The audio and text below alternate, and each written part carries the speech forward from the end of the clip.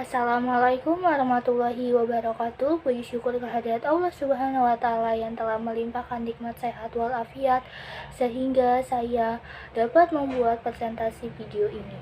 Perkenalkan, nama saya Pida Sahara dari kelas 01 SAKP 011 NIM 221011201154. Di sini saya akan mempresentasikan untuk mata kuliah pengantar manajemen dan bisnis yang berjudul Profil dan Cita-Cita.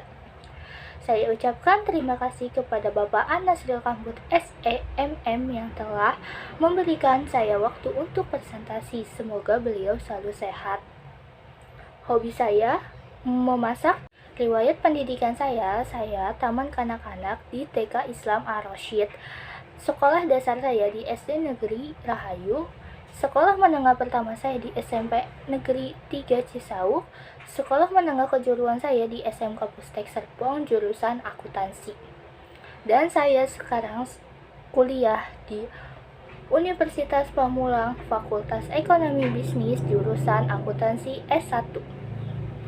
Penguasaan bahasa asing saya yaitu bahasa Inggris. Pengalaman organisasi saya pernah bergabung dalam organisasi pramuka.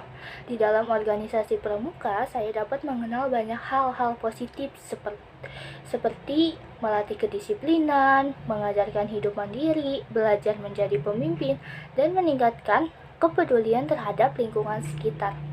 Saya juga pernah mengikuti lomba pramuka di Fajar Scott Competition 2018 dan alhamdulillahnya mendapatkan juara 3 untuk Sandi Putri, juara 2 untuk lomba PBB variasi, juara 3 untuk Yel-Yel pramuka.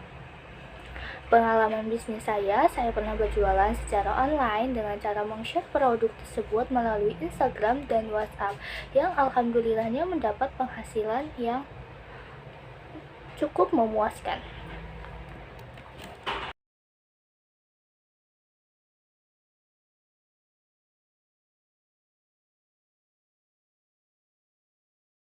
Cita-cita saya ingin menjadi seorang pengusaha sukses dan seorang akuntan. Mengapa saya ingin menjadi pengusaha sukses? Karena banyak manfaat menjadi seorang pengusaha, yaitu bisa memaksimalkan potensi diri, melatih jiwa kepemimpinan, membuka lapangan pekerjaan bagi orang lain, mampu memanajemen waktu, dan memperluas wawasan. Alasan saya ingin menjadi seorang akuntan yaitu bisa disiplin dan bertanggung jawab, bisa untuk bermodal bisnis, berdampak positif pada kecerdasan otak, serta banyak perusahaan yang membutuhkannya. Pebisnis yang saya idolakan yaitu Najla Farid Bishir atau yang biasa kita sebut Ala atau Kak Ala. Ia merupakan perempuan kelahiran Jeddah 19 September 1985. Ia membangun bisnisnya karena hobi membuat kue melalui Instagram Live bersama Fodis. Najla mengaku sempat kuliah jurusan hukum namun hanya sampai 3 semester saja karena tidak happy dan ngerasa kesiksa. Kemudian ia memutuskan untuk menikah dengan suaminya yang bernama Yamani dan alhamdulillah sudah dikaruniai 3 anak. Najla baru terpikir untuk memulai setelah memiliki anak ketiga. Ia pun teringat hal-hal yang didapatkan dari sang nenek atas kegigihan dan kekuatan kesabaran untuk membangun bisnis ini. Skill yang aku punya, nenek mengajarkan untuk mendidik agar perempuan bisa mencari uang dan bisa juga di dapur. Aku jadi terpikir, harus menjadi sesuatu nih yang bisa dilakukan dari rumah karena anak-anak masih kecil katanya sebelum mulai bisnis Najla. Dari sang nenek atas kegigihan dan kekuatan kesabaran untuk membangun bisnis ini. Skill yang aku punya, nenek mengajarkan untuk mendidik agar perempuan bisa mencari uang dan bisa juga di dapur. Aku jadi terpikir, harus menjadi sesuatu nih yang bisa dilakukan dari rumah karena anak-anak masih kecil. Sebelum mulai bisnis, Najla menjual cinnamon roll. Itu lantaran dia senang jajan cinnamon roll yang sedang hit saat itu.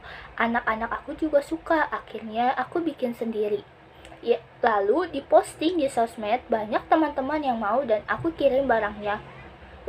Sebelum mulai bisnis, Najla menjual cinnamon roll. Itu lantaran dia senang jajan cinnamon roll yang sedang hit saat itu. Anak-anak aku juga suka, akhirnya aku bikin sendiri.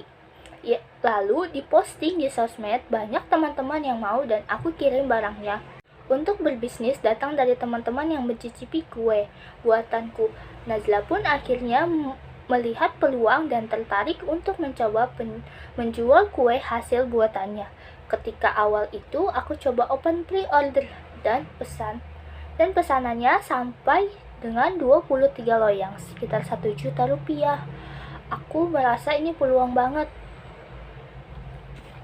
Berjualan kue selama bulan Februari hingga Juli 2016, kemudian berhenti. Sebenarnya berjualan kue itu bukan pengalaman pertama bagi Najla. Sebelumnya, ia sempat menjajal berbagai bisnis sejak SMP. Jiwa dagangku sudah mulai kuat karena dari menjual parfum yang aku ambil di Jakarta dan dijual di Bogor itu sempat ramai. Tapi ganti ke yang lain. Aku juga pernah mencoba jual es buah karena ikut multi level marketing dan coba properti. Akhirnya di dunia baking terasa usahanya sukses dan bertahan hingga 5 tahun ini. Dengan memakai media sosial untuk promosi, Najla pun memberikan edukasi mengenai dunia baking.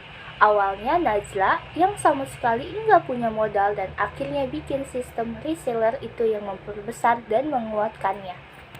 Marketing Bittersweet by Najla populer di masyarakat karena sang founder rajin dalam melakukan endorsement ke selebgram dan seleb TikTok yang meningkatkan awareness dan mendapatkan respon pasar yang positif.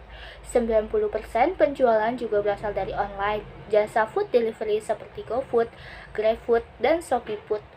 Kualitas produk-produk yang dikeluarkan oleh Bittersweet by Najla mendapatkan banyak respon positif di kalangan pembeli. Ia mengklaim bahwa sebelum memiliki banyak outlet seperti sekarang, setiap pembuatan produknya selalu melalui proses pengecekan kualitas dengan standar yang telah ia buat dan ia lakukan sendiri secara langsung. Meskipun ia telah memiliki beberapa asisten, ia terus berinovasi. Awalnya Najla hanya mengeluarkan produk cinnamon roll. Sekitar 2015, ia melihat cinnamon roll cukup hits. Saat itu dari sini ia pun mempromosikan cinnamon roll buatannya lewat media sosial pet. Setelah melihat respon baik dan merasa ada peluang, lalu ia mulai berinovasi dengan mengeluarkan produk lain seperti bolu jadul, bolu muka, dan kue lainnya. Lalu, barulah setelah kepulangannya dari Singapura untuk mengambil sertifikat baker, ia mendapatkan ide baru untuk mengeluarkan produk dessert box yang sekarang sudah sangat terkenal. Pelajaran yang bisa saya ambil dari Najla ini itu dalam membangun bisnis kita harus fokus dan inovatif. Inovasi tidak cukup satu kali dan harus mendengarkan keinginan pelanggan. Saat kita mendengarkan pelanggan, maka citra kita menjadi baik. Terlihat bahwa kita memiliki komitmen. Cukup sekian presentasi yang bisa saya sampaikan. Kurang lebihnya mohon maaf apabila ada salah-salah kata yang kurang berkenan di hati. Mohon dimaafkan. Assalamualaikum warahmatullahi wabarakatuh.